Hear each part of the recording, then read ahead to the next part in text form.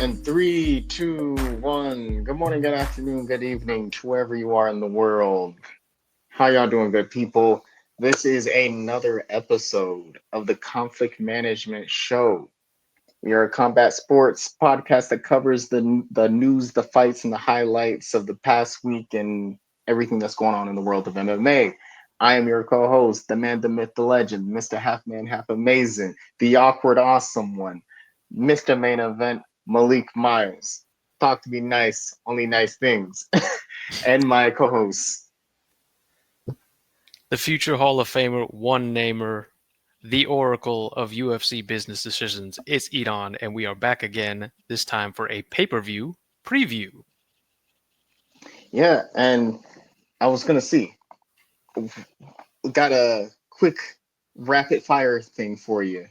If Mhm. that's actually before the rapid fire, right? Mhm. Guess what month it is? It is February. That means it is Black History Month. So, for the next 4 episodes, for the next 4 weeks, we're going to recognize some notable Black fighters who have made an impact on our sport of mixed martial arts, make a positive, making their impacts, their accolades, and whatnot. So, the first one is going to be Sugar Rashad Evans, former light heavyweight UFC champion, Hall of Famer, one of the coaches of the Ultimate Fighter, a competitor on the Ultimate Fighter. And so when you think about, so we're gonna make this quick and short, sweet, but I think that like when you think about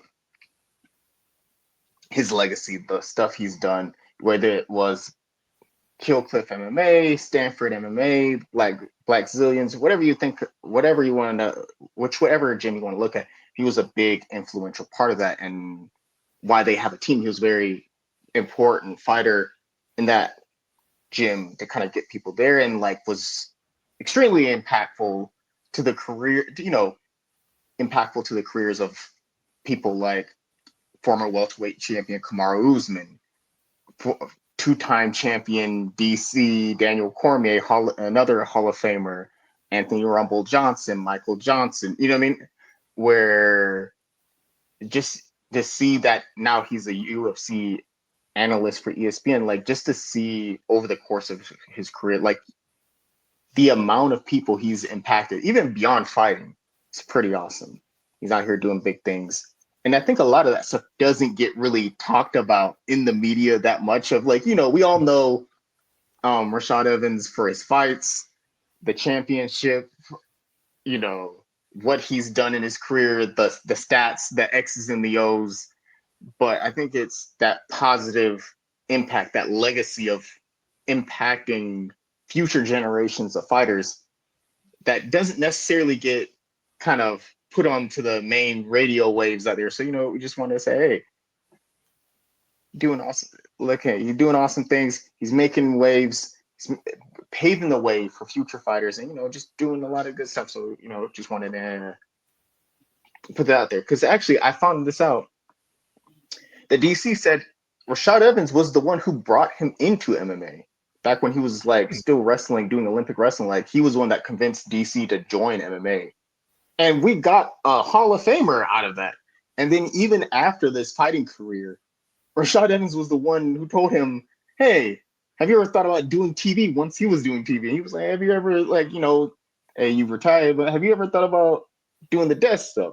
So Rashad Evans was, extremely influential in DC's career. And, DC is a two-time, like, two division champion, Hall of Famer, you know what I mean? And he he was influential in Kamaru Usman's career. And, Kamaru Usman is the second best welterweight of all time. And, seeing that impact that you have and seeing those guys that you help kind of like see success at that level, it's really awesome. I think it's the accomplishments you have are nice, but seeing the legacy you've left behind and the people you've helped is even cooler. So just wanted to put that out there.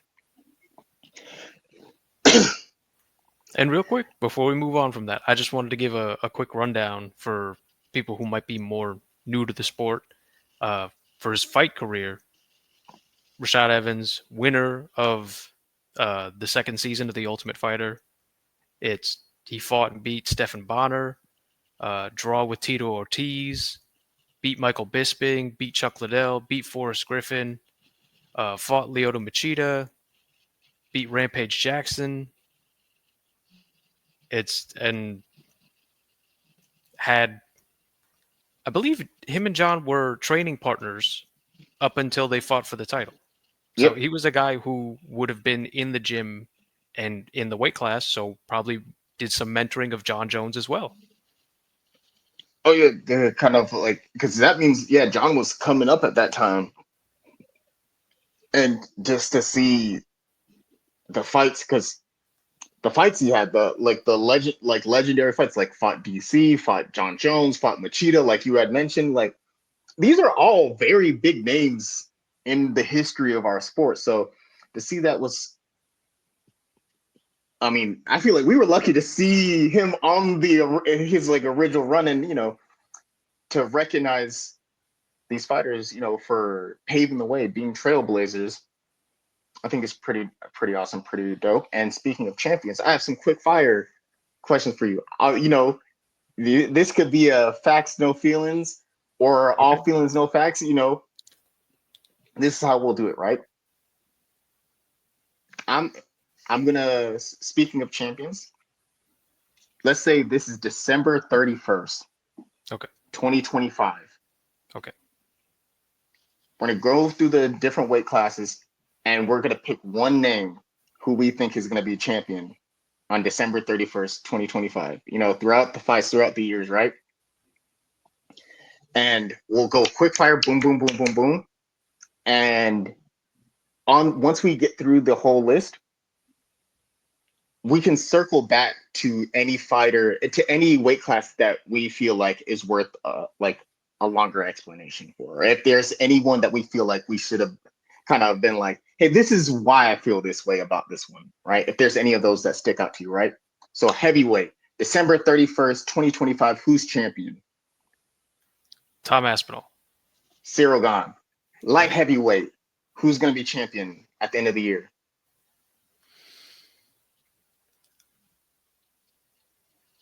I'll stick with Poetan. Same. Alex.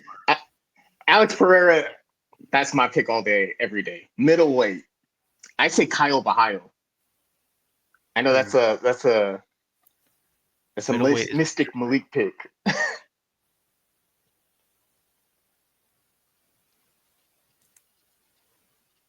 I'll go.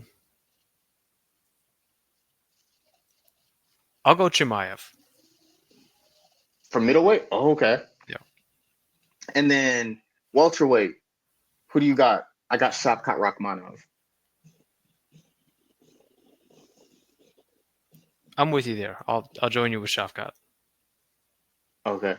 And then lightweight,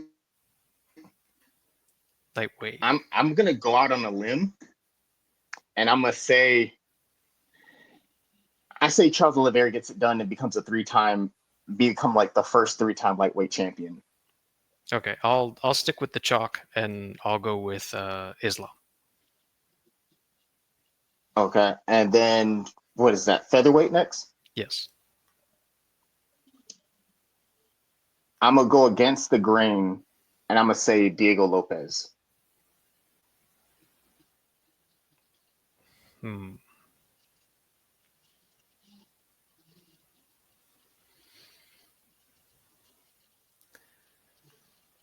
This is one of the tougher ones for me to kind of predict where this is going to end up by the end of the year. I'll go Volkanovski.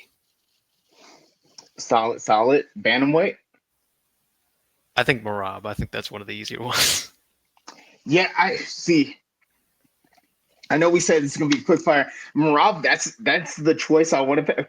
That's a very good pick, and I think I would have picked that too.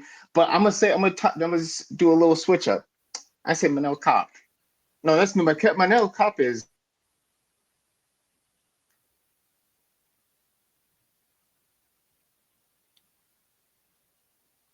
So I say bantamweight, Marab. I'm gonna agree with you there. I say Marab, and then flyweight.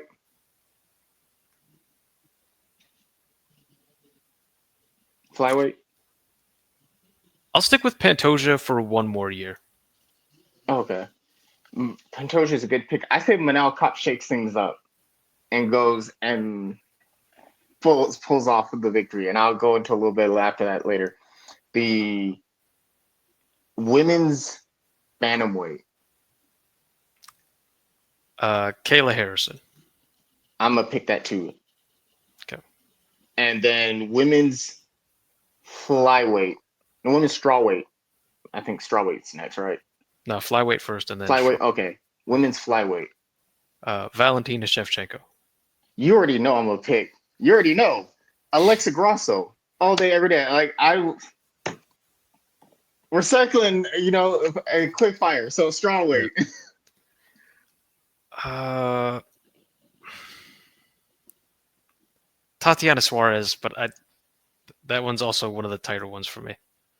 Same. I think that Tatiana Suarez, and as I think that's one of the ones I wanted to like hit on, is I think that if Tatiana Suarez beats Wei Li, I think she gets the title for the entire for all of 2025, and I think she has. I don't think there will be a person that can stop her until maybe Lupi Godinez comes up, works her way up the rankings. Because she's just so good. I mean, we're going to get into that later for the 312 preview. But okay, yeah. So let's save that one. We go through some of the other ones that are kind of tough. And then do you have any, like, off the top of your head? Because I don't think I have to explain why I think Alexa Grasso is going to be the next women's flyweight champion. Because we've talked about it at length on multiple different episodes. Yeah, I think the real interesting ones about like who are we confident will be there and who are we not so confident are more around how often the champion defends their title and if there's rumors about them wanting to move up. I think those are the two kind of situations. Side note, I will say this really quickly. Mm-hmm. Manon Ferro beats Valentina. Valentina beats Manon Ferro. I think Valentina beats Manon Ferro. Mm-hmm. Alex Grasso beats Erin Blanchfield. They have that fourth fight. Or I know Jasmine Jasdavicius said she would like to fight Alexa Grasso. I think Alexa Grasso beats. I really like Jasmine Jasdavicius. I think she's a good fighter, but I don't think. I think Alexa Grasso beats both Jasmine Jasdavicius and Erin Blanchfield. And I feel like fairly confident saying Manon Ferro loses to Valentina. Yeah. But I think that for the women's bantamweight, the reason why I say Kayla Harrison, we all know I'm a fan of Juliana Pena and have been since like the early days of her being on the first women's season of The Ultimate Fighter. And she's very tough, very durable, very good striking, good jiu-jitsu. But Kayla Harrison is such a force to be reckoned with at women's bantamweight. You're talking about the only person in U.S. Olympic judo history, man or woman, to win back-to-back gold medals. Then go on to the PFL, go pretty much undefeated, go to the UFC, go against Holly Holm, and then beat Holly Holm at her own game. She was like, hey, I'm a grappler, and I'm a piece up this striker. Her striking, very good. Her grappling, top tier. And she's like league stronger than I feel like everybody else in the division. And has such crazy cardio and conditioning. I think if they do fight, I think it's a good fight, but I think ultimately Kayla Harrison comes out on top on that one. Yeah, I'm with you on that. I think that Juliana is absolutely necessary for this division, and she needs 100%. to be put front and center for all things that need attention in the UFC's bantamweight division. But Kayla Harrison's the better fighter. So Because I think that's basically what's going to end up. We saw with the fight with Raquel Pennington. Raquel Pennington is also a very good fighter, but Juliana Pena is like if Raquel Pennington had had a some, personality. yeah, had more charisma. Hmm. So Yeah, that's the word for it, charisma. Yeah, because they are both really good fighters, but Raquel Pennington's not a draw. right. Juliana Pena is a really good fighter as well. Is a really good fighter. See, Raquel Pennington's a really good fighter. Hence she became champion. Hmm. But she's not a draw, and she doesn't like. If you saw her on a like, we saw that with the Raquel Pennington versus Myra Buena Silva fight. It was just like good fighter, just not a draw. And I think that's what for a division, with strawweight being so stacked with talent and flyweight being so stacked with talent, with women's strawweight and women's flyweight being super stacked as far as talent wise in the depth chart, bantamweight's kind of on the lighter side as far as like superstar ability or draws or stars that could like draw. And I think the two people who are really draws at that division is Kayla Harrison and Juliana Pena because they're both top tier fighters and they both have charisma. They both have personality. They both know how to sell a fight. They both know how to like.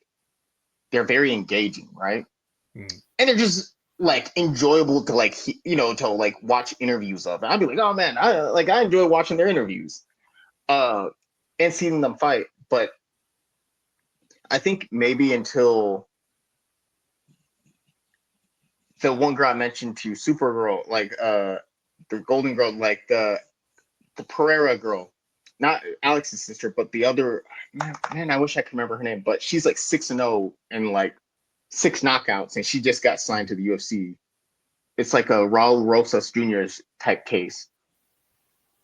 I think she will be someone that could get things exciting, but yeah, I think that right now, Juliana, I feel like I women's think bantamweight that feels like heavyweight, where there's yeah, like a few people who are keeping the lights on, like Cyril, Tom, Derek Lewis, and Tai Tuivasa are the main ones carrying heavyweight for right now. It's like the ones keeping the lights open on, and I feel like that's how Kayla Harrison and Juliana Pena are right now for bantamweight. yeah, I think that whenever they make that matchup, I feel like the winner is either going to draw into Raquel Pennington based off of how close the last title fight was, or they're going to fast track Eileen Perez into there because she's another one who's in the division who has personality, who Mm-hmm. has charisma. Yeah, So she'll be right in that conversation. But so if she had the skills for it, or if there was some sort of fall off from Kayla Harrison, it's not totally out of the box that Eileen Perez could be champion of this division by the end of the year. mm-hmm. So that's another Wait, one to watch. I just realized this. I was thinking about it because I'm trying to think of who is in that division. Because Mhm. Tracy Cortez is in flyweight, right? Or is she in bantamweight? Uh, She in strawweight? No, I'm, Tracy Cortez is in flyweight. flyweight. Okay, that's what I thought. Okay, because I know Tracy Cortez and Eileen Perez got a kind of got a beef going on. So that means one of them would have to move divisions or maybe a catchweight. But I know the UFC isn't really a big fan of catchweight fights. But another one that I would want to kind of tackle real quick is the Manel Cop prediction. I think Manel Cop is very fast. I think he's very I think he has very good striking. And when he's flowing, when he's in that like flow state, we saw that in the last fight. He looked phenomenal in that last fight. And generally, he's in really good fights. I think the tough thing with Pantoja, like we've talked about in the past, like Pantoja is just very good and he's beaten everyone from like 1 to 9. He's beaten like pretty much 90% of the top 10. And Cop is one of those who have lost. But I think if I think the Kai Kara versus Pantoja fight is the reason why it's interesting is that if Kai Kara France can pull off the huge upset in beating Pantoja, that's the perfect lead-in for Manel Kape versus Kai Kara France. Big rivalry, big draw. Both of them can sell fights. Both of them are big personalities. I think that's a great fight. If Kai Kara France loses, I still think you could still do Manel Kape, and I think when he's on, he's on. Yeah, it's to me, I just don't see. I think Pantoja has holes in his game. I don't think he's as perfect as, let's say, a Mighty Mouse. I think Mighty Mouse had a more advanced game in terms of doing a lot of hitting and inflicting damage without putting himself so much in danger and getting the finishes and all that. I think Pantoja, he'll be on top for a while. I think that it's going to take, because his cardio is incredible. He's got a great chin, and his scrambles are next level. So to me, he's a real grinder, and you have to have somebody who can match up with him in those areas in order to dethrone him. I don't think that as long as he has the belt, I don't see him getting slept by a one hitter quitter.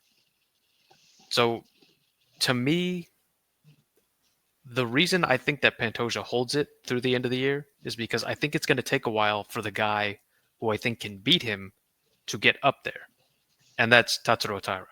I think that Yeah, he has the build, the cardio, and I think in his last fight especially and moving forward, I think he's going to have those MMA street smarts about how to grind out rounds and how to go 5 rounds and how to pace yourself and condition. And to me, he's already the best grappler in the division, bar none. And so if he can get to that fight, I think he'll be the champ. But I think the longer it takes him to get there, the better he'll be as champion.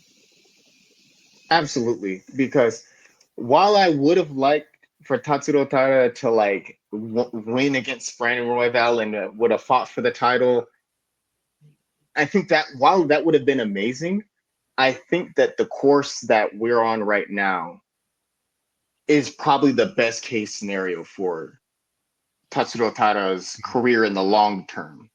Because I think he learned a lot from that Brandon Royval fight, Yes. where hey, you have a super down and game veteran, former title challenger, and it kind of shows you, I think, showed him, okay, I'm here, but I still have this much more to grow. Because, like they say, you learn more from your losses than you do your wins. In some cases, when you win and you know what's clicking, you know what's working. But when you lose, you're kind of like, okay, this is where I did really well in, and this is where I could improve on. And for someone who's such a young talent, a young prodigy like Tatsuro Taira is when it comes to like his overall fight IQ and the jiu-jitsu game and grappling game he has, and his improving striking game, I think that in his next fight, we'll get to see a much better, much more dangerous Tatsuro Taira who's looking to bounce back off of a really hard fought battle. Because if he beats Royval and then he cruises into Pantoja, I think he would have still been dominant. But I think that it's hard to know what you don't know. It's hard to know what you need to improve on if you just cruise your way through the entire division. Yeah. Where I think that having a Royval, that's like your Naruto versus Sasuke, your Ryu versus Ken, your Goku versus Vegeta, fighters that matches that kind of like help you like your character development. And as your arc progresses, and I do think he's going to be the future champion. And I think it's not a matter of if, it's just a matter of when. And the other one is the middleweight one. This is kind of a bit of a spicy pick, a hot take. I think that I know a lot of people are very big on Hamzat becoming the next champion, and I think Hamzat will be the next champion. I think it's a very real possibility. I know it's a bit of a hot take to say Kyle Bio. I mean, over Hamza, but this is why I say Kyle Bahio, right? I think this is the year of the Fighting Nerds. Last year was the year of the Fighting Nerds. Them bursting onto the scene with Mauricio Rufy, Kyle Bahio. There was two other fighters from the Fighting Nerds that I followed, but like I could not remember off the top of my head. It's been up since 3 a.m. However, their camp is every fighter from that camp looked phenomenal in 2024, right? And Kyle Bahio has shown that there's not a ceiling either in sight for him or not yet, where I've the potentially shown in the skills he has. It's so, like, for lack of better words, good. Like, striking's good, grappling's good, defense. Like, I think that this is how I picture the middleweight title picture going. I think Kyle Bahio is a very well-rounded fighter who has got the charisma, got the personality. He's got everything you need to become a champion, to be an exciting champion, an engaging champion. He's got the skills. He's got the fight IQ. Fight IQ is crazy good. He's at a really, I would say, A-tier fight IQ. His fight IQ's there, striking's there, all the skills, and then he's got the personality and can self-ice too. I think that it's just a matter of time where I think this is how it shakes out, right? I think Strickland beats DDP, right? Which feeds into Hamzat. Hamzat versus Strickland. I think Hamzat beats Strickland. And then when Hamzat fights, I think that the next one, in that meantime, Kyle fights another person, puts on a masterclass, and now it's Hamzat versus Kyle Bahio. And I think Kyle Bahio pulls off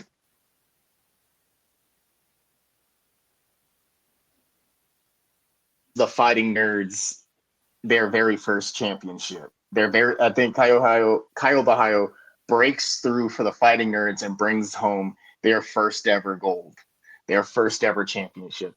I think that while Hamzat is very explosive and he's very good, I think that just the level of preparation the Fighting Nerds take into their fights, they do so much research, and I think their game planning is impeccable, where I feel like they would come up for a plan to press onward. I agree with you. I just think the reason I didn't say him is because my timeline's different. Mm-hmm. So I'm very torn about the main event for UFC 312, as we'll get into later. So I'm not totally sure how that's going to go. I think Hamzat will be next. I also think whoever he fights will be close. So I'm not totally sure. I'm just like, it's 51% one way, 49 the other, where I end up as Hamzat ends up being the champion, because I think between the two guys, DDP and Strickland, I think whoever wins that, Hamzat draws into, and then after that, it'll be either Imavov or it'll be Chimaev. And then I think Absolutely. the one after that will be what's kind of left. So I think Kaio will have to wait one more year before he can get the opportunity. But as far as all of those, I'm not totally confident in those fights before. I just think whoever's there by the time Kaio gets there, I think he's got the tools to be the champ. I just don't think it'll happen in this calendar year, which is why I didn't pick him. That's fair. That's fair. Because I think that's kind of like the ones that I wanted to circle back on. Do you have any other ones that you would want to be like, hey, this? Oh yeah, I just wanted to explain on featherweight why I picked Volkanovski. I don't think that he's going to win a rematch against Taporia. The reason I said Volkanovski is because I think Max Holloway is done at 145. I think he's going to stay at 55. I think that Taporia is going to win against Volkanovski, and then it looks like he's trying to leave the division. So I'm going to say he leaves the division, and then the UFC set up something like Diego Lopez versus maybe a Movsar, and then the winner of that fights Volkanovski at the very end of the year after Volkanovski fights someone from below and wins. I can see that. I can see that I know panning it's out because I complicated. do hear, huh? I know it's a complicated Oh no, chain of events. I know. I totally understand it because that kind of, I feel like that's where we kind of are in the division right now, right? Where Deporia is saying that he's kind of like flirting with the idea of moving up and fighting Islam, which I think Taporia beats Islam. I'm very fine. I will stand 10 toes in that and say Ilya knocks out Islam in the first round. Hey, hot takes, fuego takes, but that's the Mystic Malik take right there. I really think Ilya is that good because I was not picking Ilya when he fought Max Holloway because I'm always gonna go for my guy, vote, for the OG, for the Hawaiian legend, the Waianae warrior, Max Blessed Express Holloway. Max, I feel like, you know, the best is blessed. You know what he said. I think that, but I would say Ilya really impressed me in that fight because every fight Max Holloway's ever been in, I've gone for Max Holloway. And Max Holloway's never been knocked out in what a 10-year career in the UFC. Mm. For a decade straight, he's never been knocked down or knocked out. And Ilya managed to pull the impossible and not only beat Max Holloway, not only finish Max Holloway, but to technically get to land the first knockdown slash finish in a while over a prime Max Holloway, which is an insane feat to do. Think about every person Max Holloway has fought and every person has tried to finish Max. If your name is not Volkanovski, who is the consensus best featherweight of all time, who's really putting away Max Holloway? Max Holloway's turned away plenty of people. So I feel like if he's got the power to knock out Max Holloway and do the impossible and pull the Excalibur from the stone and beat Max Holloway, there's not much in my mind that doesn't make me think that he doesn't knock out Islam with that same power.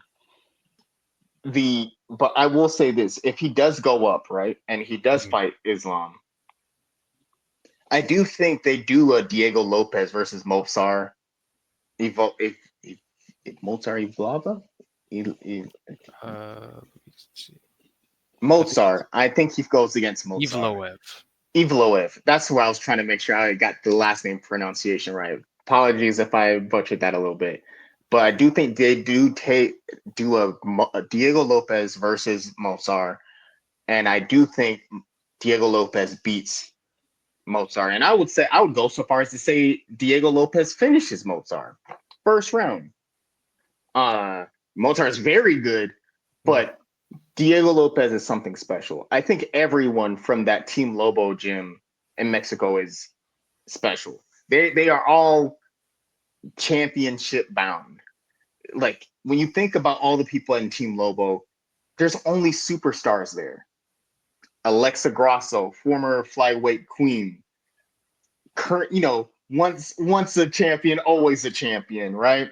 We got future champion in the Miss Lupi Godinez, and then you got another future champion and Diego Lopez. Both of them are stars. I feel like both of them are exciting. They both have exciting fight styles. They both are very good, and I think that Diego Lopez's style of fighting, where he's straight out of a rocket. He's straight out of rocket. Round one, he's coming with the mullet comb over, and he's coming to throw down and get down. He's come with the finishes, whether it's a TKO finish, a net KO finish, a submission finish. I do think he finished Mozart in the first round. And I think that because of how impressive that finish will be, and that fight will be, I think he gets feeded into the vacant title for the belt against Volkanovski.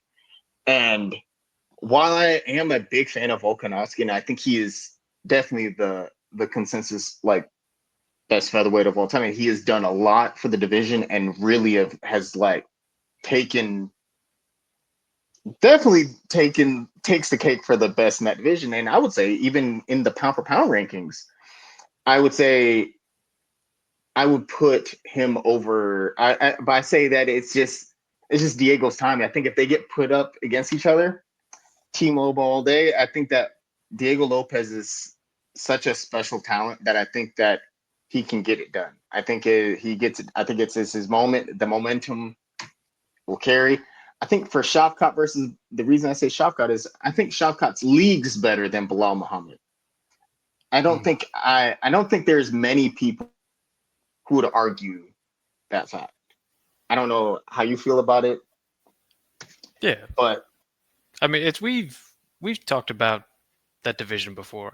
It looks like it's set up for Shavkat. I know after the last performance, there's some people who were sprinkling in the doubt that, oh, look how good Bilal looked against Leon, and look how competitive it was with Gary.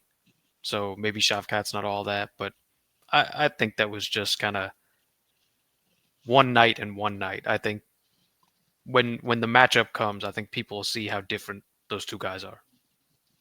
yeah, just a complete fighter. Striking, grappling, jiu-jitsu, conditioning, fight IQ. What 19 wins now? Eight no tech yeah, 19 wins, undefeated, eight knockouts, eight submission. No, like what like nine knockouts, eight submissions, and like only one draw. Bilal's got good cardio and he's got good wrestling, but that's about it. But the next rapid fire, and then we'll get into the reviews. The UFC commentary staff, right? So we're gonna do it like a grading system, right? A gradient system, right? So you can only choose two people to be in the S tier quality. No, we'll say three. You get to choose only three people to be in your S tier quality, S tier ranking, right? They're just at the top. And then after that, then you can have whoever great, solid. Don't hand this person the mic. And so, just a quick rundown. There's Daniel Cormier, Lorosenko, John Anik, Felder, Dominic Cruz, Alan Joban, Mackenzie Pavicic, I think Chiesa, Anthony Smith. I think I've gotten everybody right. Dean Are we Thomas. going? Are we going just like analysts? Are we doing analysts, colored people, and like interviewers? Like, However you want to do it. Sorry, I had okay, a burp. that's okay. I think locked in S tier Or we could for just do me. your S tier. Yeah, that might be easier. Let's just do who's your top three. Who's your three S tiers? Okay, I'll go.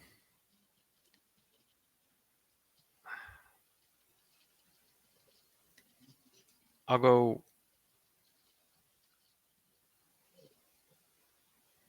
John Anik has to be S tier.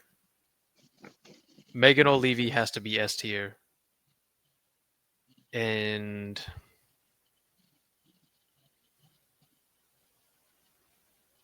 I'll go.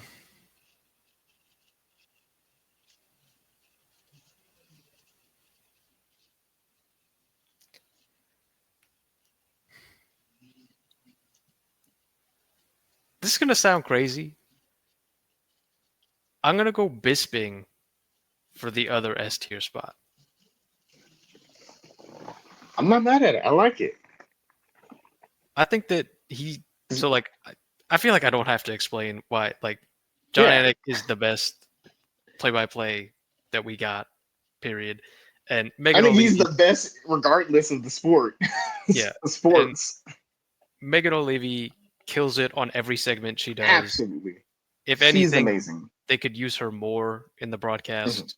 Like she's awesome every Meg time. Olivia's top tier. Yeah. Absolutely. Super well researched. Mm-hmm. Does like all the interviews, has personal relationships with the fight, like is really good at getting them to talk and understanding their personalities and how to ask questions without, you know, getting too uncomfortable, but not like avoiding big moments either. Like she's the best at that for sure.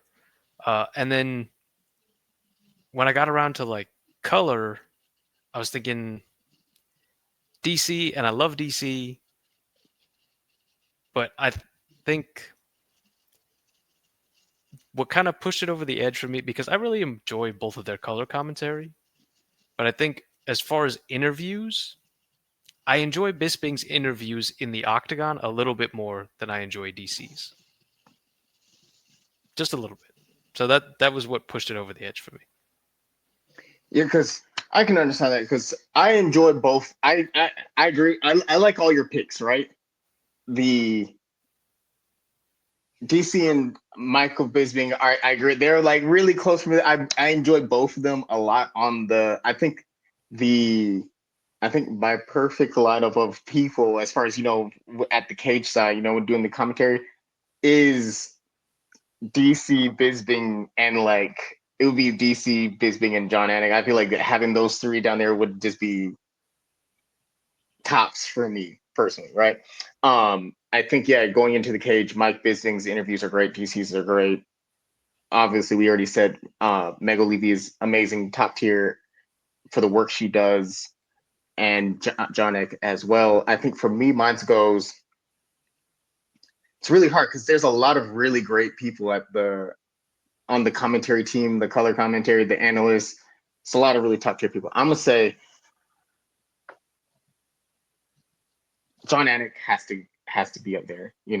Voice of the UFC, Mhm. best play-by-play person. I think regardless of the sport that's going on, I think you put him up against any person from any sport, any play-by-play person from any sport, football, baseball, basketball, soccer, whatever you want to do. John Anik stands, I think, is the gold standard. I personally think. I would say Laura Sanko is who I would put up there also as one of my S tiers because I feel that like super well researched, the amount of work she does leading up to a fight, and just like she's a true fan. Like all of us are fans of the sport, but you could tell she's really enjoy. All of them enjoy it, but she's like like uh like a fight nerd, like both of us, right? Like and anyone else who's really big into the sport because the amount of research and like that she does for the fights and being prepared and knowing all the stuff. And I think that of being there's like DC, he's a like two division champion, Hall of Famer. you know Bisbing is a Hall of Famer, former champion. And you have John Anik, who's been doing this forever, who is the GOAT. you know and I think that Lorosenko, I think that where it's like she may not have fought in the UFC, but she has fought and she has the experience that she brings from her fighting experience and plus of just being a fan of the sport. And to make up, I guess, some people could say like, oh, she never fought in the UFC, but the amount of research she does to make up for that and then like the amount of hard work she puts in is top tier. Her person, I think the times where she has talked about it, where she is the relationships she has with the fighters, um, the work her like the work she's done when she is when she is on like the commentary, top tier. Her with I want to say Road to UFC. I think if I remember correctly, I feel like I was about to burp. Road to UFC Contender Series where she's talking. I think that like every time she is on commentary, does an amazing job and it's very top tier. Always really enjoyable, really engaging, top tier stuff. I think that the third one I feel like is a hard one because there's a lot of people I want to put in this category.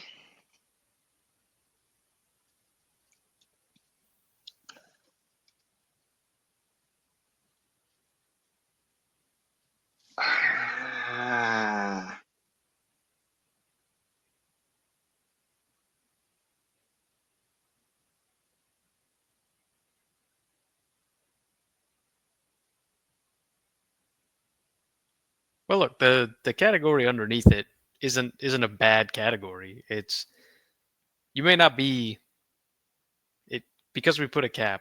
You might not be the S tier, but to still be the A tier is certainly meaningful and still means I'm you're.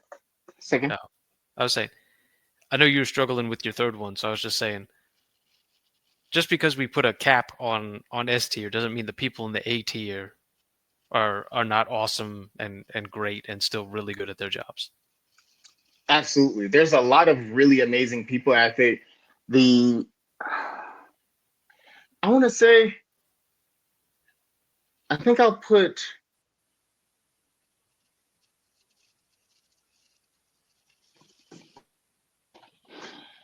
maybe one of the things that I really enjoy that I think that yeah, this is a lot harder. And I came up with the question. It's like I'm stuck on it, right? Like this is wild business. But I'll say Anthony Smith. I think that like he does I really enjoy his breakdown of fights and the analysis he has because he's very analytical and like the like his knowledge of like his like fight IQ and hearing how he breaks down the fights and like hearing the analysis and I think that is both very engaging to listen to and also very informational. Right, you're like it doesn't feel I think that like someone like Dominic Cruz who's very like knowledgeable, super knowledgeable about the sport and super analytical how he breaks down everything. But it can be, I think, if you're like maybe more of a casual fan, it can be a little like too inside baseball where it goes over people's head with really good commentary where it's just like really engaging, but not. And I think that choosing people where I just enjoy listening, enjoy listening to all of them, and that's why I watch the pre-shows, the post-shows, the weigh-in shows. You know what I mean? All the stuff I think is really enjoyable. Oh yeah, also that's also another thing. Laura Senko on the weigh-in show is great. Like the back and forth with DC and Dan Haley and like Chris Weidman. Oh, stop here, right? Or whoever they have, have they come in like how they have Bisbing come in for the 312 one. That was great. But yeah. Also, side note, if I can give like a bit of a honorable mention thing, Mm-hmm. Mackenzie Pav, sorry if I messed up your last name. Um, she's during the Wayne shows, they have her do these segments where, depending on the cities that they go to, it's like this. She does these like UFC food adventures, and they are top tier in my opinion. They are so great, and I wish they did more of these. So pretty much while they're doing the weigh-in shows, right, where they're doing their stuff, they're talking and whatnot, and depending on either the city or the country, wherever they are, she will go out and find like they're talking about the fights and whatnot.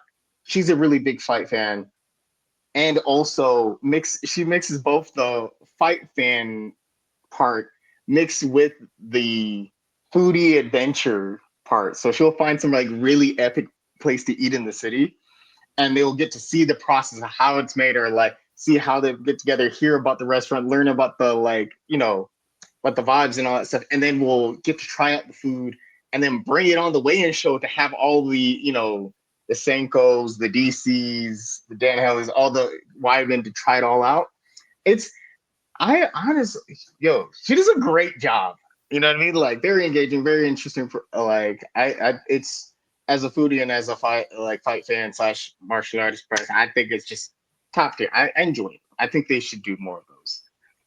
But going into the fights, where do you want to start on the card that just passed? I think that I think we Travis start at the McKinley. top.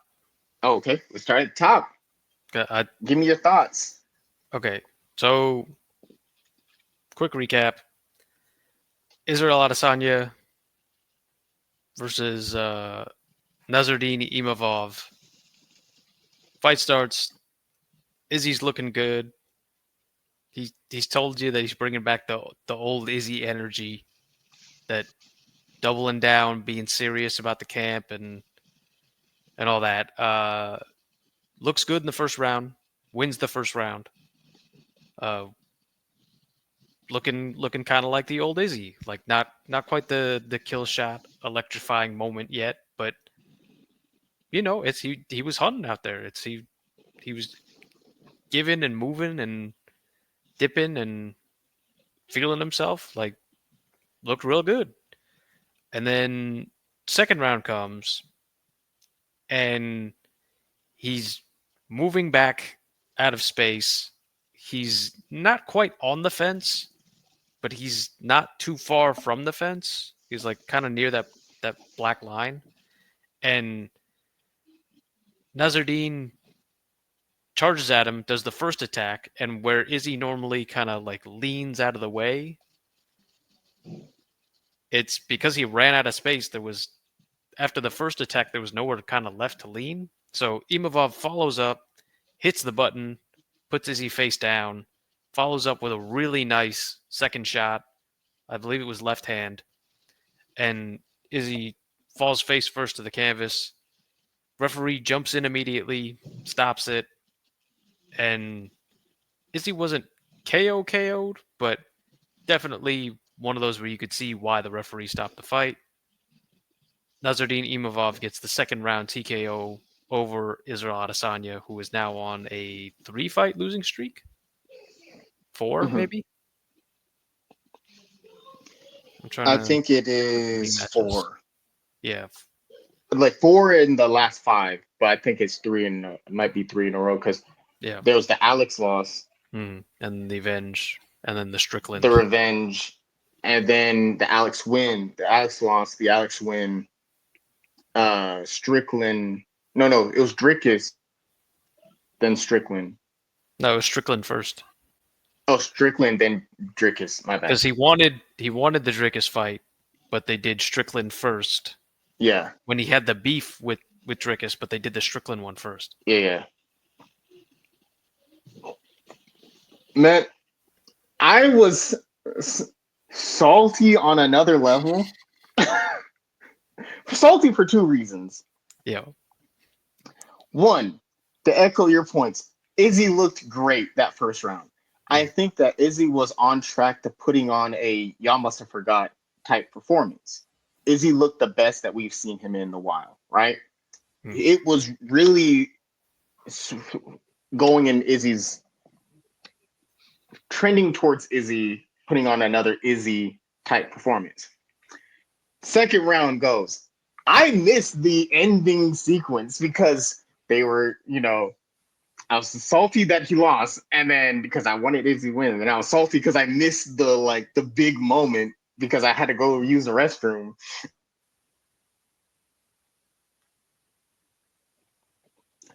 I'm thinking first round.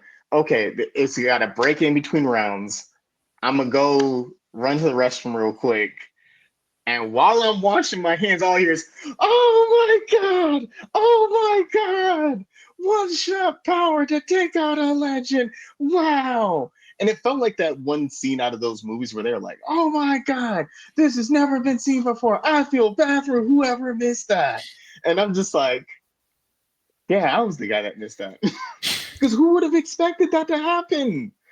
It feels like but it's like when you're at a Super Bowl party and you go to get more chips, more chip and dip, and then all of a sudden the team scores the game-winning touchdown in overtime, and now everyone's cheering and you just missed it. Salty. But I will say in that I think a lot of people have their feelings of how they like the ending sequence, right? So I went back, saw the ending sequence, right? Saw what happened. And some people feel like he didn't when he got the eye poke, some people feel like he didn't take enough time to recover from the eye poke, which kind of led to that straight that came. That was crazy strong. That was a nice shot. That was got him clean, and then followed up with that super strong stiff uppercut, just flattened him. While I was I was definitely just salty like saltine crackers because of the combination of one, Izzy losing, and two, me missing the fight. I think that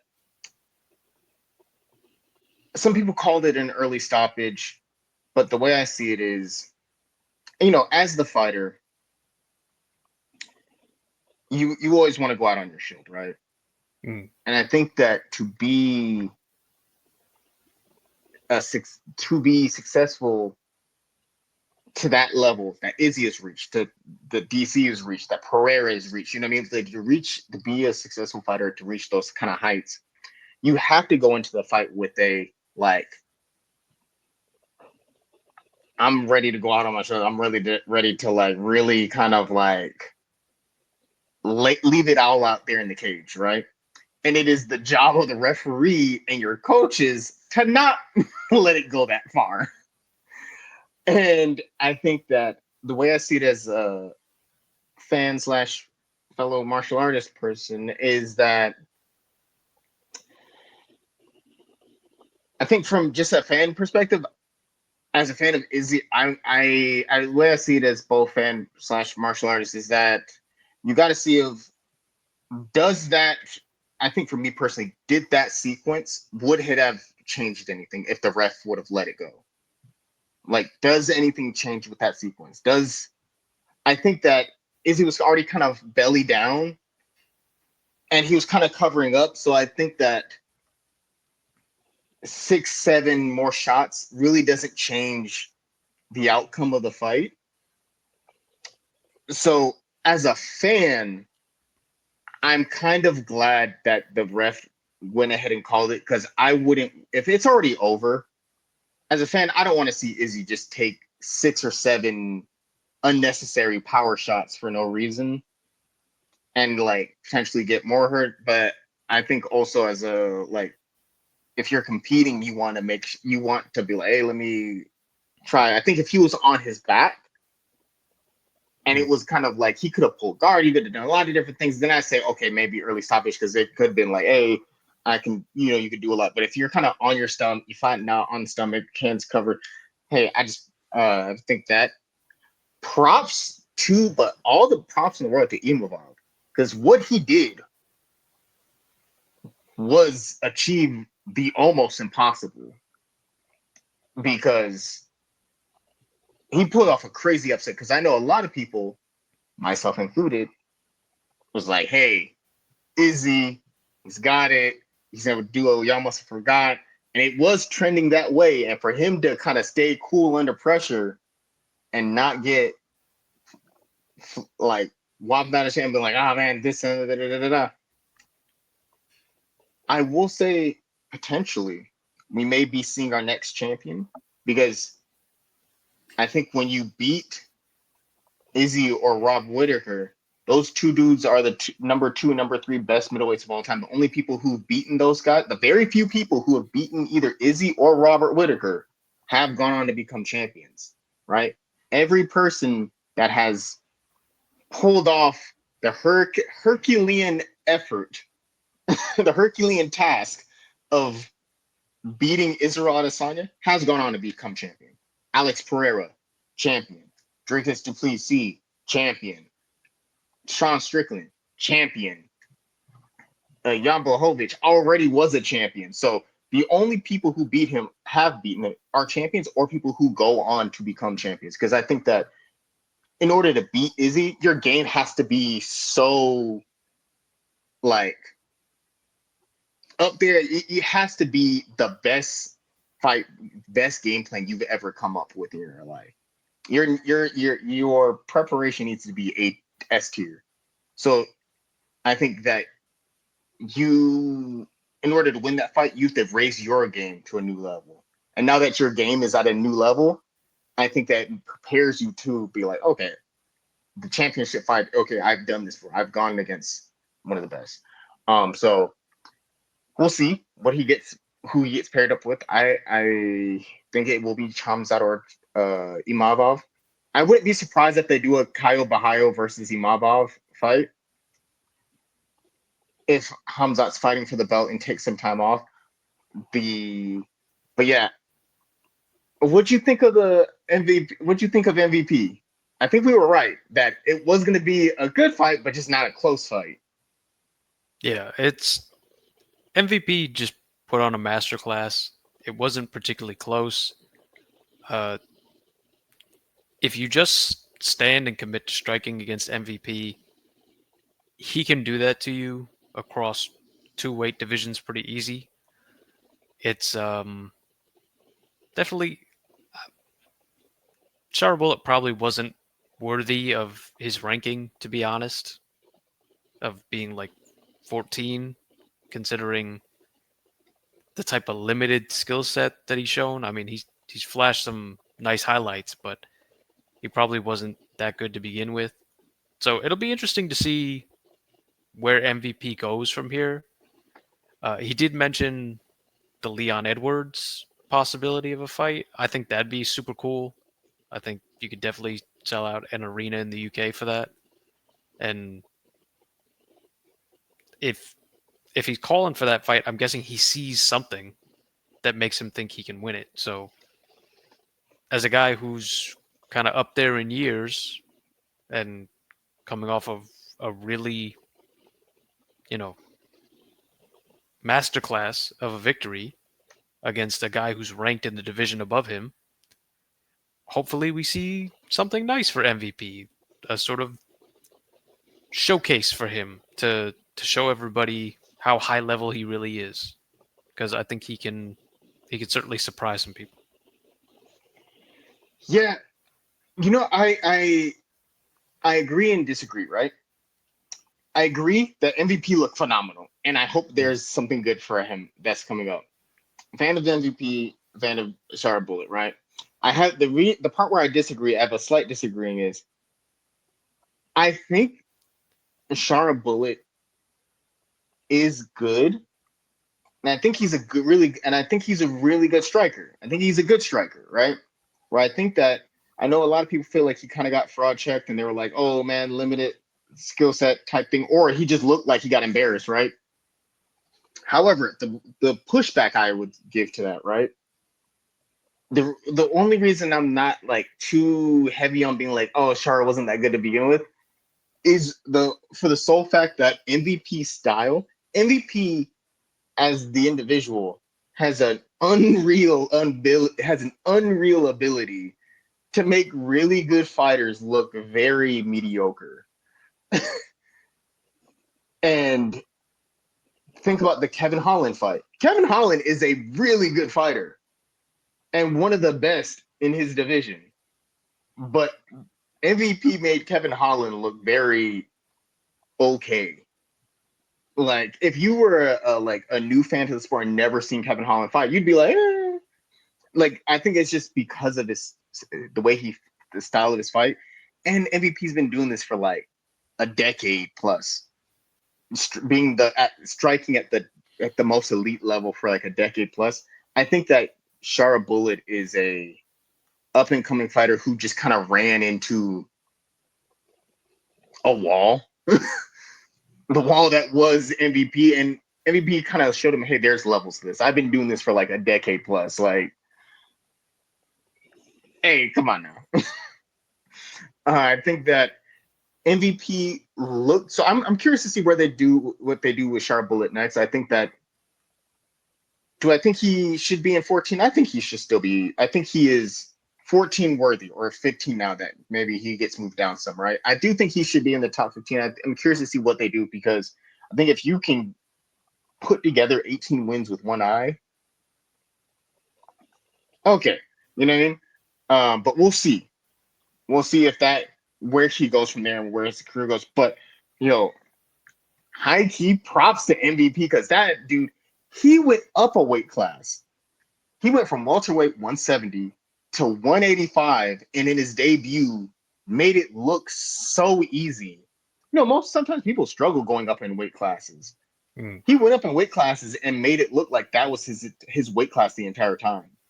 Like he styled on, I would say he styled on Sharon Bullet, where he was just kind of like he made it look easy, but that's his style though. His style makes really his style. I would say if you had to describe it for like a video game, it is the ability to make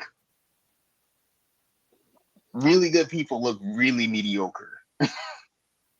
May I also say, this is yet another opportunity for us to all come together and realize that the rankings make no sense.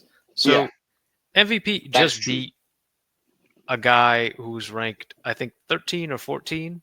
In another weight class. Yeah, in another weight class. And so the reaction to that from the rankings committee is that not that MVP gets ranked at the back end of middleweight.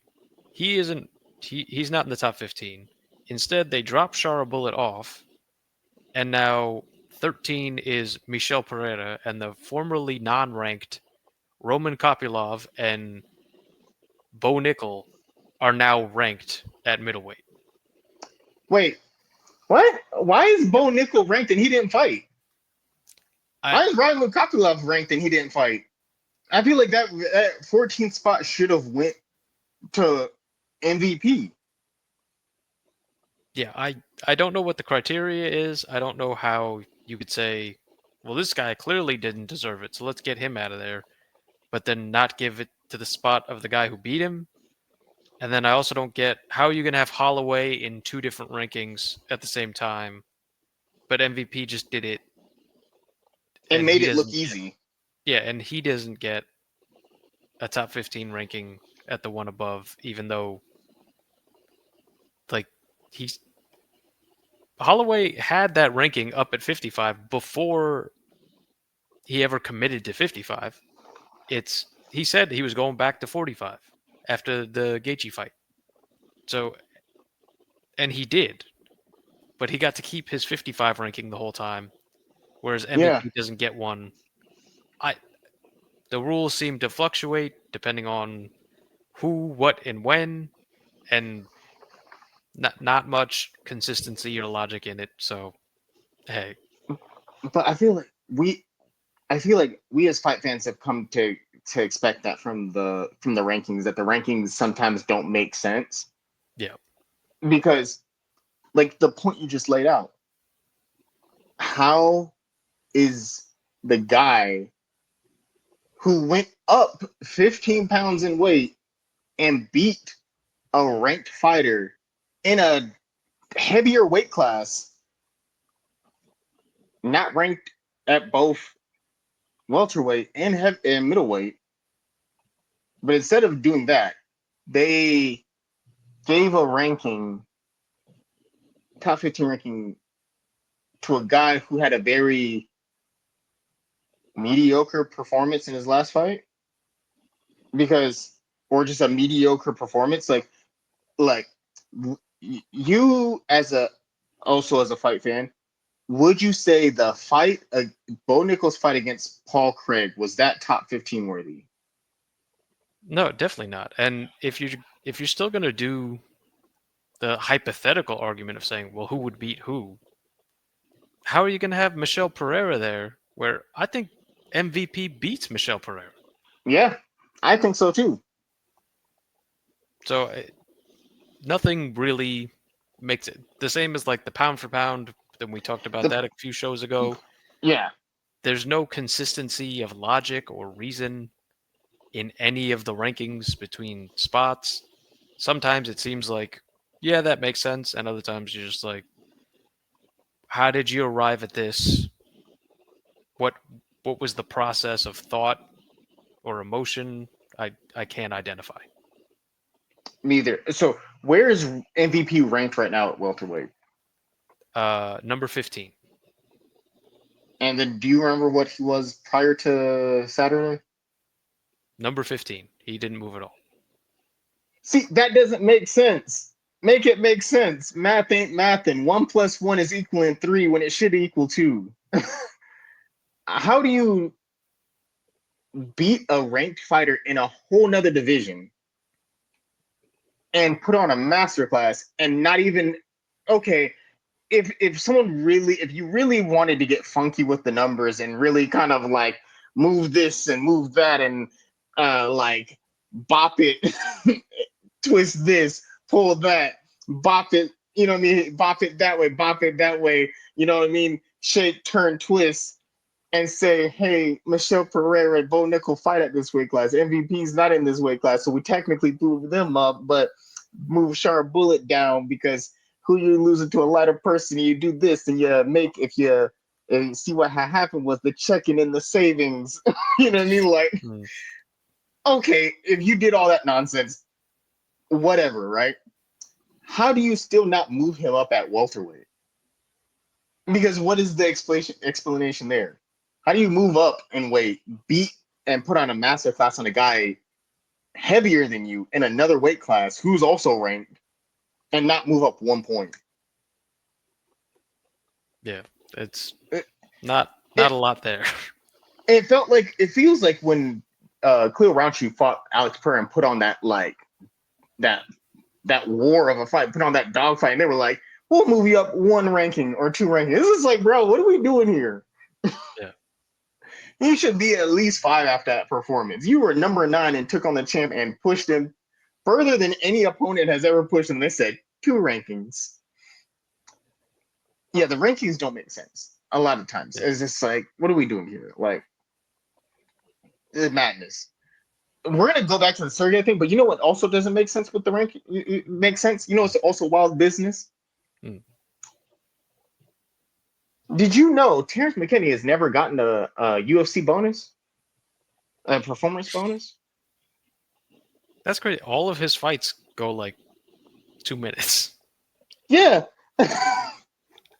I found that out. So, and Terrence McKinney has what 6 first-round finishes, has only been to the 3rd round once, has the shortest average fight time in lightweight history at 2 minutes and 34 seconds, a 7-second finish against Matt Favola. That was a crazy knockout. So it's the fastest in that division.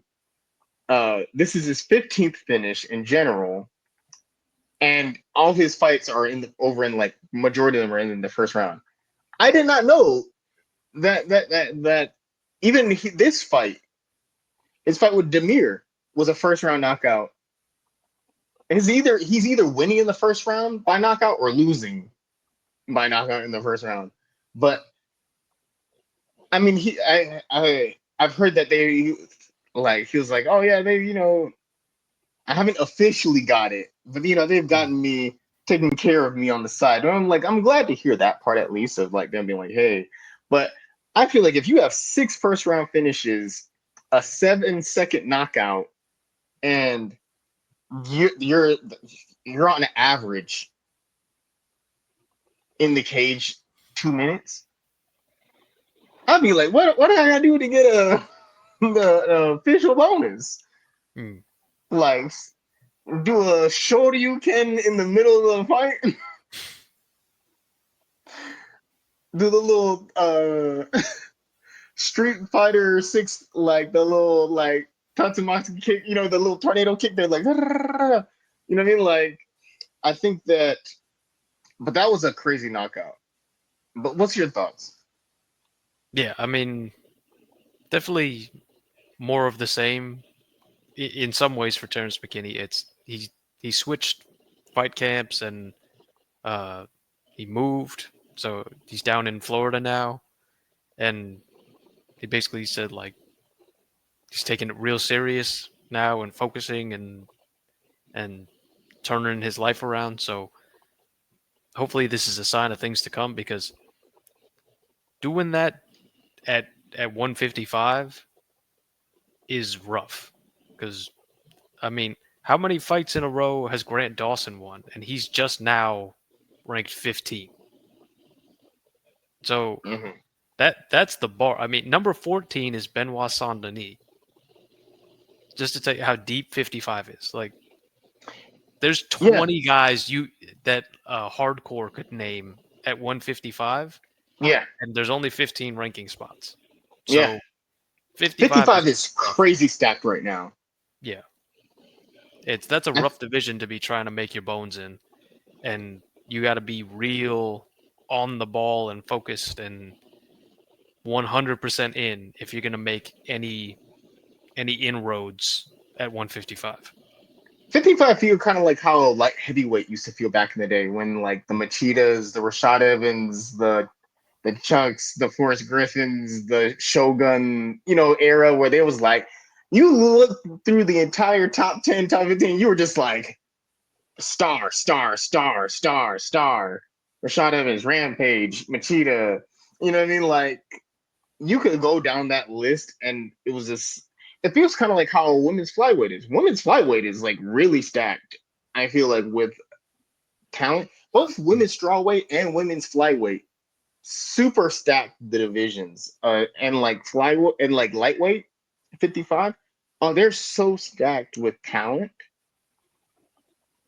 I feel like, hey, heavyweight need to figure something out, get something shaking, get something moving, sort themselves out because the the other division, those divisions are so jam packed with talent. But speaking of heavyweight, is like the Jorginho Rosenstrike versus Sergey fight. We were in the preview. We were like, man, this is gonna be the fight of fights. It's gonna be fireworks. July 4th come early. All these, 15 knockouts, 15 first round finishes, 6-second knockouts. You know what I mean? Like it was setting up to be such a banger of a fight. And I feel like we were expecting, like if you were expecting full on Texas barbecue, talking ribs, talking brisket, talking burnt ends, you know what I mean? We got the McRib. We got the McDonald's McRib. Let's take in some Texas barbecue ribs. We got the McRib. That, but I think that happens sometimes, right? Where a fight between two power punches can get hyped up so much, so big, right? Where they're like, oh man, no man, no man, da da da da da da. That fight is either gonna be a banger or it's gonna be a This. bust. Yeah, yeah. It's either gonna be a banger or a bust.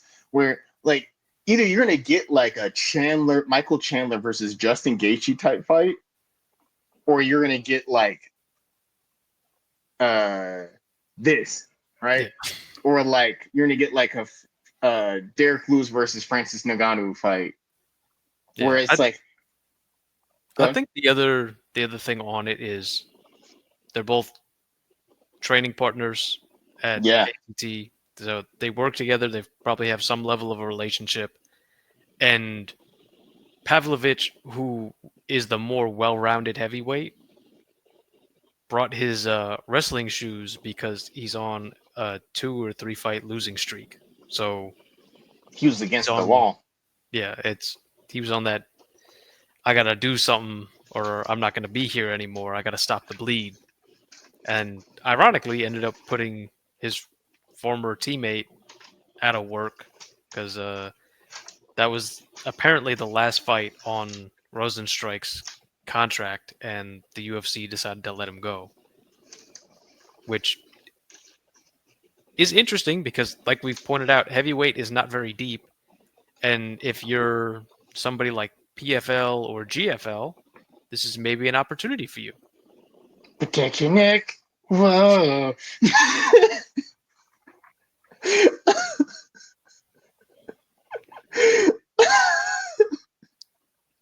Wait, did we put that one out yet? No, not yet. Okay, so the people you're not going to get that reference yet. We're dealing with time travel timelines here, but you'll see soon what we're talking about on that one.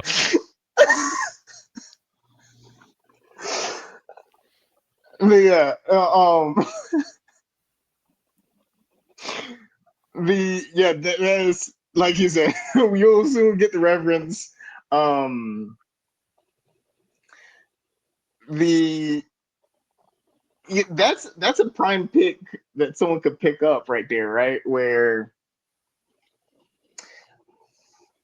I think GFL could pick him up, and I think that would be great for their division. I don't think Rosenstruck should go to PFL. I think that I just don't think that's a good choice, right? Where because PFL is already having enough of their own issues, right? Hmm. And it seems like GFL is the. I think it just who am I? Who am I? But I think GFL may be the best like choice because they're still on a fresh slate. There's a lot of exciting movement about GFL, and there's a lot of hype about GFL, and a lot of excitement about it, and there's a lot of moving pieces still, right? Compared to PFL, where there's a lot of frozen pieces. There's a lot of pieces that are stuck. There's a lot of pieces that they need to figure out. They need to do this. They need to do that. People are not getting fights. People are not getting their contract fulfilled. You know what I mean? Like there's a lot of going on. You know what I mean? There's a lot going on with PFL. I don't know if he would definitely get paid. Maybe you go there and you get the Francis Ngannou type paycheck, right? But I don't know. But I was kind of surprised that Rosenstruck got released because he was on like a 2-fight winning streak. But you just pointed out he was on the last fight of his contract. I guess they decided to go. But yeah, I for like we talked about heavyweights fairly like on the like shallow end of talent right now as far as let's see if you have it up right now, can you tell Hmm. me the top 15 for heavyweight? Sure. So stop me when you start to feel like it's getting unrecognizable.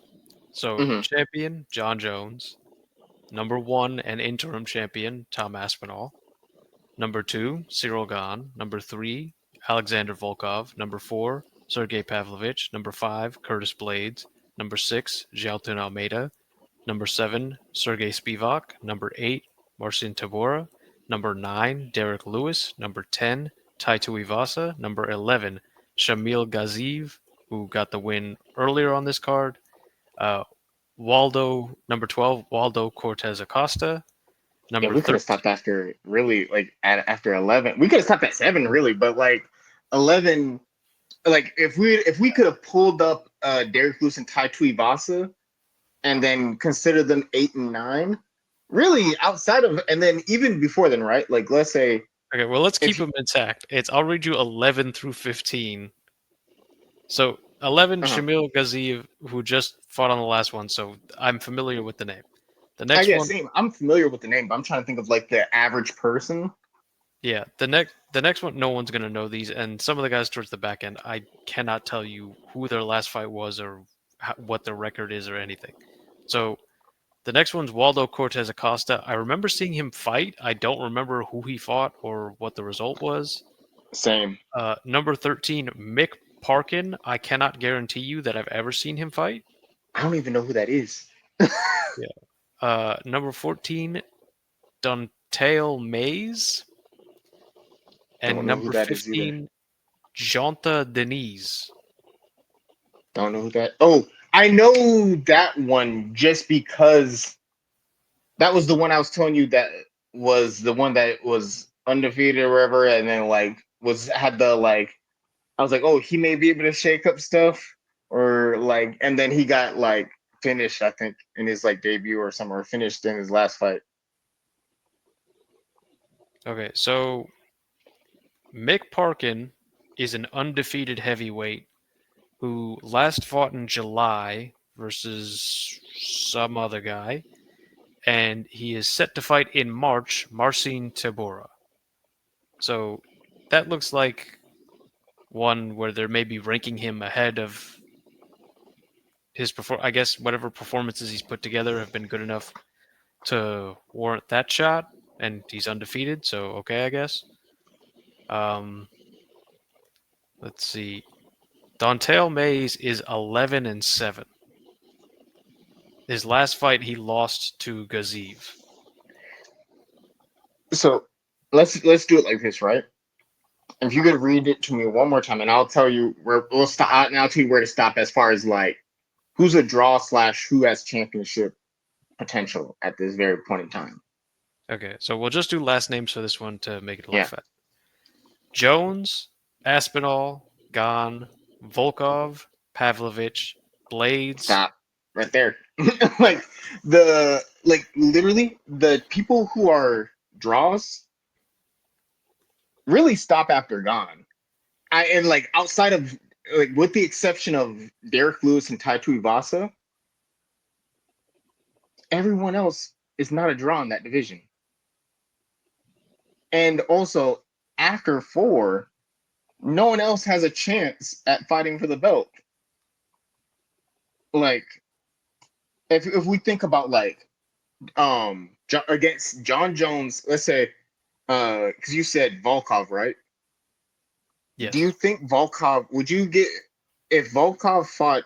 Do you think Volkov has a chance against either John Jones, Tom Aspinall, or Cyril Gane?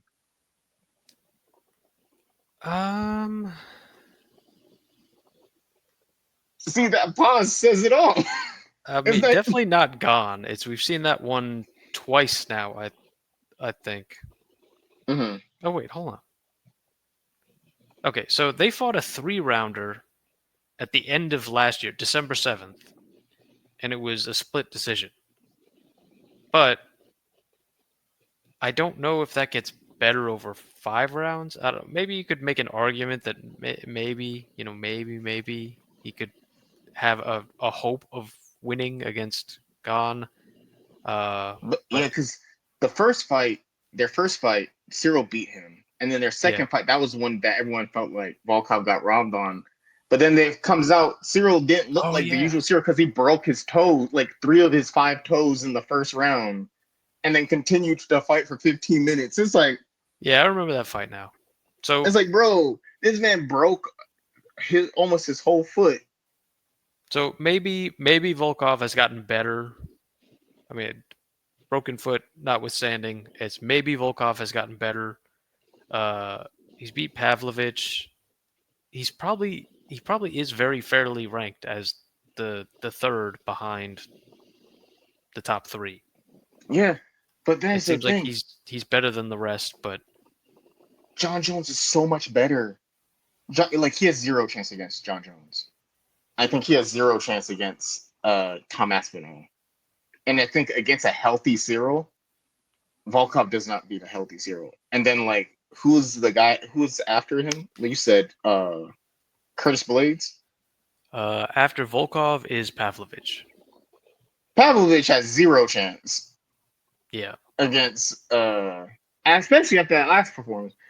But in general, he has 0 chance against John Jones. Like he would have to just bet on just landing a lucky punch. We've seen him go against Tom Aspinall.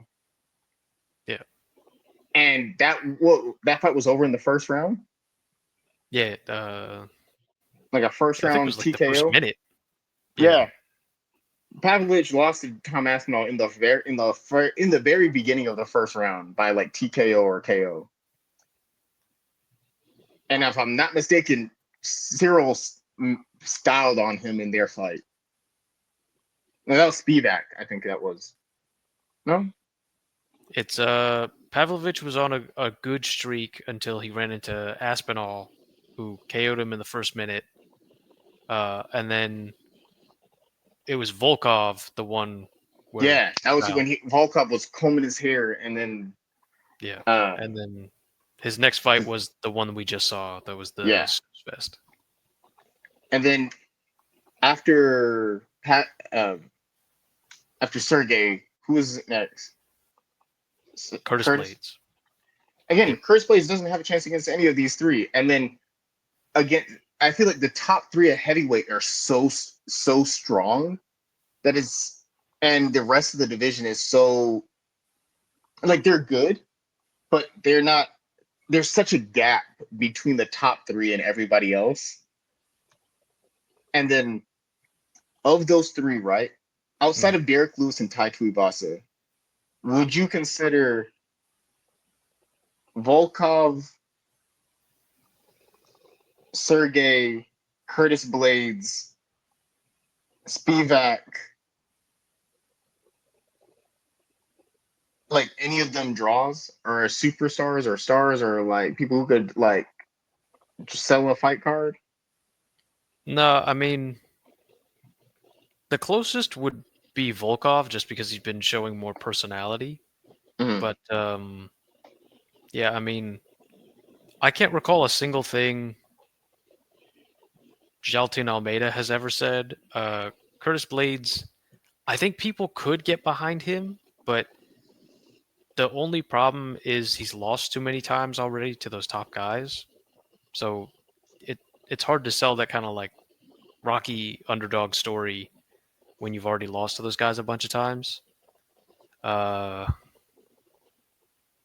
and yeah, the other guys are just not really talkers or personality guys.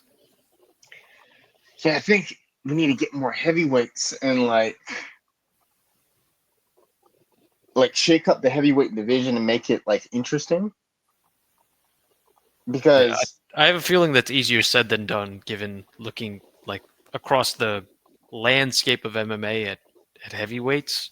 It seems like mhm, that's just a super hard and small pool to choose pull from. from. Yeah. Yeah, because really